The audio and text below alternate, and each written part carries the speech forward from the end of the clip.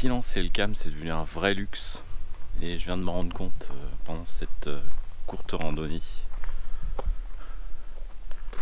Juste, ces endroits sont devenus de plus en plus rares. Et il faut parfois aller très loin pour les trouver.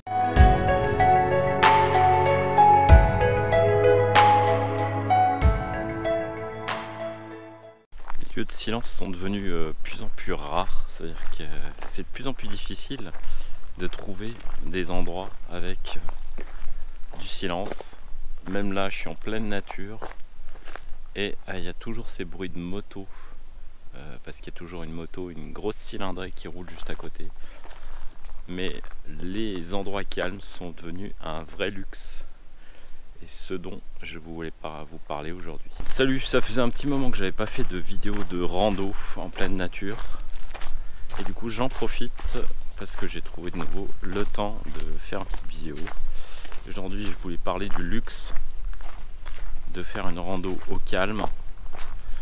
Alors vous entendez peut-être en fond sonore une moto, mais je suis pas sûr, le micro est pas assez sensible. Je suis sur un sentier où ça fait une demi-heure que je marche et j'ai déjà eu l'occasion de croiser 4 biches, ce qui est quand même assez exceptionnel et ce qui montre à quel point l'endroit est sauvage et peu fréquenté par l'humain, parce que les biches broutaient à même le sentier, donc sans aucune crainte d'être dérangées. Dans notre société, en fait, c'est devenu très compliqué d'apprécier un peu de silence et de vraie nature. On est très mobile, très dense, et parfois dans les zones très denses, et il faut aller relativement loin pour gagner un peu de silence et un peu de tranquillité. Et c'est pour ça que ça devient un vrai luxe. Et pourtant ce luxe est nécessaire parce que la nature, la tranquillité, en tout cas le silence nous est très bénéfique. La proximité des arbres aussi, vous avez probablement déjà entendu parler, et j'ai déjà fait des vidéos sur le Shirin-yoku, qui est une pratique japonaise du bain de forêt, qui permet effectivement de stimuler le système immunitaire. Très important en période de corona, même si cette folie du corona en fait commence à me gaver personnellement, parce que en vue du taux de mortalité, on se demande vraiment si tout ce bazar est vraiment nécessaire. Mais par principe de précaution, je fais comme tout le monde, je porte mon masque. Mais je commence à penser aussi qu'on s'éloigne d'une attitude scientifique face à ce virus. Mais ce que je voulais dire, en période de Covid, vous pouvez aussi stimuler votre système immunitaire via effectivement des substances qu'émettent les arbres, qui sont les terpènes, qui sont des messagers entre arbres qui se servent à se renseigner sur des invasions d'insectes par exemple. Et nous aussi, nous humains, on est sensibles à ces substances chimiques. Et ça stimule, en particulier un des effets, ça stimule notre système immunitaire. Donc ça nous permet de mieux résister aux virus et bactéries. Alors je suis à quelques jours de la fin de mes vacances, mais je trouve toujours effectivement très ressourçant de faire une vraie randonnée de nature pour apprécier le silence, parce qu'en tant qu'urbain, effectivement, je suis exposé à tous les sons de la ville. C'est-à-dire qu'une ville, ça dort jamais, des klaxons, des sirènes, des freinages. J'habite à côté d'un carrefour qui n'est pas dangereux, mais où effectivement les gens font pas attention. Et on va dire 10 fois par jour, il y a au moins un freinage, un klaxon d'urgence. Et quand c'est pas pire, un accident, mais ça c'est pas toutes les semaines heureusement, mais il n'y a que effectivement que quand on est un peu dans la nature qu'on se rend compte du luxe, du silence, pour se ressourcer et pour passer à autre chose. Alors comment faire pour avoir la rando et l'expérience nature la plus intense? Bah déjà vous sortez des sentiers battus, vous prenez pas les sentiers de randonnée balisés.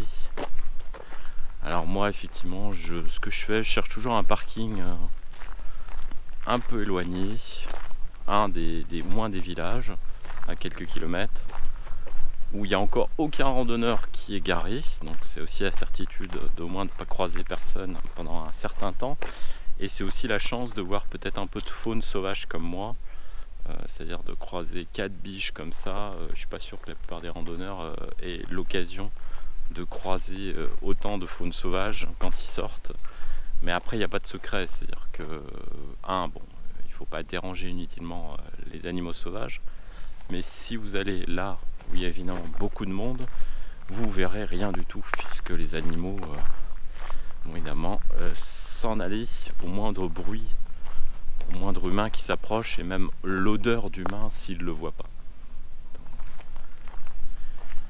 Alors quand je fais ça, évidemment, je pars un peu au hasard, j'ai pas d'objectif précis, mais j'ai toujours une carto GPS qui fonctionne sans 4G dans mon smartphone. Et en ce moment, je peux vous dire que ça me sert assez souvent, pas pour moi, mais parce que j'ai croisé déjà, ça fait 3 sorties de suite que je renseigne des randonneurs perdus. La dernière fois j'étais en VTT, c'était des VTTistes qui étaient perdus aussi. Je suis un peu étonné aussi du nombre de gens qui s'aventurent dans la forêt sans carte, et parfois même, comme il y a 2 jours, c'était les randonneurs, ils avaient une carte, mais pas assez précise pour s'orienter. Donc évidemment, dans un massif qui est suffisamment grand, c'est l'occasion de vous perdre. Alors là, vous aurez votre expérience nature, hein, si vous dormez à la belle étoile, parce que vous ne retrouvez pas votre chemin. Mais moi, j'aime bien partir effectivement de façon totalement aléatoire, mais pas totalement à l'improviste non plus. Je partirai toujours avec des cartes. Et ça me permet aussi de rapidement estimer mon chemin, le temps de marche. Voilà, dans la moyenne montagne aussi, la météo elle est pas aussi changeante, mais attention, la montagne ça peut être traître et vous pouvez rapidement être pris au dépourvu par la météo. Et toujours avoir un peu de matériel, voilà, une lampe de poche, un briquet, de quoi effectivement vous débrouiller si jamais vous aviez un tout petit souci, vous étiez obligé de rester sur place ou de rentrer la nuit tombée. Paradoxalement, ces situations où vous êtes dans un silence, en tout cas dans lequel vous n'êtes pas habitué, vous rend particulièrement éveillé. Parce que même si c'est très calme, il y a toujours des sons et ça met votre corps en état d'alerte, c'est-à-dire que tout ce silence effectivement inhabituel va stimuler votre attention et vous allez vous concentrer sur plein de choses qui peuvent sembler banales, mais qui sont néanmoins très intéressantes parce que vous êtes dans un environnement qui fait peut-être aussi appel à votre instinct primitif. Alors, je sais pas vous, mais moi je suis prêt à payer maintenant pour avoir le silence et trouver par exemple un appartement ou une maison à louer en pleine nature avec le moins de dérangement possible. C'est extrêmement rare. On avait une maison de famille en Vendée dans un hameau qu'on a revendu. Et la chose la plus particulière, c'est que comme c'était un hameau, à part le tracteur du paysan, quasiment aucune voiture passait devant la maison chaque jour. À tel point que quand vous êtes urbain, ça devient presque perturbant parce que il n'y a pas assez d'activité, mais c'est ressourçant à un point qui est phénoménal. C'est l'occasion de débrancher. C'était d'autant plus l'occasion de débrancher qu'il n'y avait même pas de connexion téléphonique et que donc pas d'internet. Et ça aussi, être déconnecté pendant une semaine, c'est de plus en plus rare de nos jours. Voilà, petit check-up de la carte pour pas se paumer pendant que je fais cette vidéo.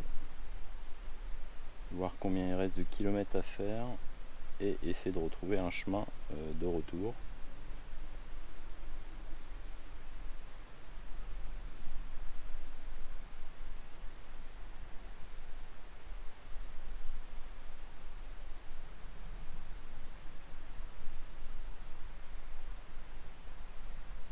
Pas toujours évident, parce que... mais en tout cas la forêt présente un autre avantage alors qu'il fait 30 degrés hein. Dans la plaine ici il fait à peine je pense 25-24 à l'ombre grâce aux arbres, et pour l'instant la forêt certes elle souffre de sécheresse, mais ici dans cette zone là de la forêt noire pour l'instant rien de grave et pas d'incendie. La seule chose qui est en train de se produire maintenant à cause de la sécheresse, c'est les arbres qui sont fragilisés et donc beaucoup plus attaqués par les cafards, et qui ruinent effectivement beaucoup de pins. Donc ils mangent toute l'écorce, ce qui fait mourir l'arbre assez rapidement, et il n'y a pas grand chose à faire. Comme l'arbre aussi à ce moment là a moins d'eau, peut produire moins de résine pour se défendre, et il va finir par perdre le combat contre ces mangeurs de bois, et qui tuent par centaines des arbres qui sont sans défense. J'étais encore en train de me faire une autre réflexion aussi, c'est que avec le réchauffement, ce qui change aussi, c'est qu'il y a de plus en plus de grillons un peu partout, même dans des endroits où normalement il ne devrait pas y en avoir. Et ici je suis entouré d'arbres à plus de 500 mètres d'altitude, et on peut entendre un petit ruisseau qui va couvrir le son, mais on entend plein de petits grouillons, pas autant que si j'étais dans la Pinède au bord de la Méditerranée, ce serait beaucoup plus assourdissant, parce qu'ici il s'agit de grillons et pas de cigales, mais quand même c'est un peu curieux pour le biotope d'avoir autant de grillons qui font du bruit. Alors, je viens de croiser ma 5e biche.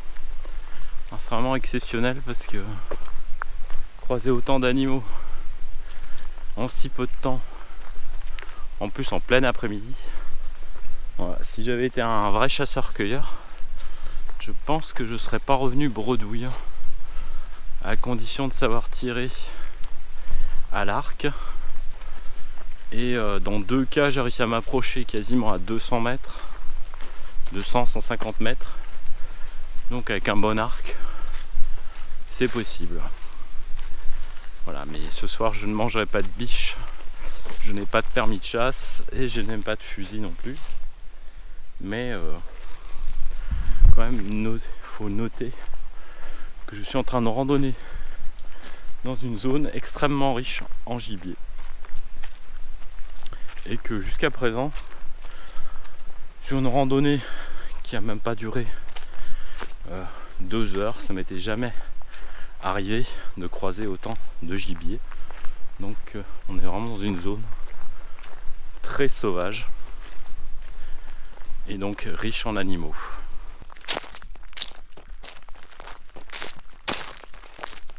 Ouais, je suis nouveau sûr de mon chemin, mais parfois il vaut mieux regarder à 2 fois avant de s'engager à pied quelque part où il faudra 3 fois le temps pour revenir parce que vous avez pris la mauvaise route.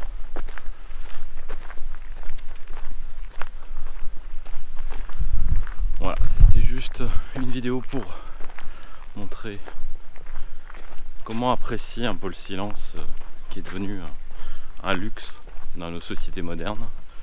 C'est des moments paisibles, loin des mails, des coups de fil et des notifications de smartphone permanence.